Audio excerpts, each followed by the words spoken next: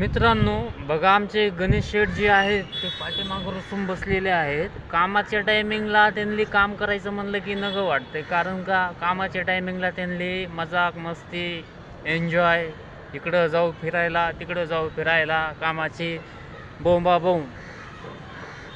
अरे गणेश शेठ, तुमको कैसे नहीं मालूम पड़ता कि काम किया तो पैसा मिलेगा खाली खाली? अभी देखो उधर जाके बैठे हैं खाली, काम का तो कुछ भी पता नहीं है, लेकिन उधर बैठे हैं. तुमच्या भाषेमध्ये सांगता का जरा, कारण का गणेश भाऊ आमचं ऐकत नाही आहे, बसून बसले आहेत. त्यांचं म्हणणं आहे की कोर काम करा, लय वैताग आला. त्यांच्यावर 2 शब्द बोलू आज आपण. हे बघा, बिल्डिंगवरती जाऊन तिथं बसलेत रुसून. नेमकं त्यांचं म्हणणं काय आहे की आपल्याला पण माहीत नाही आहे.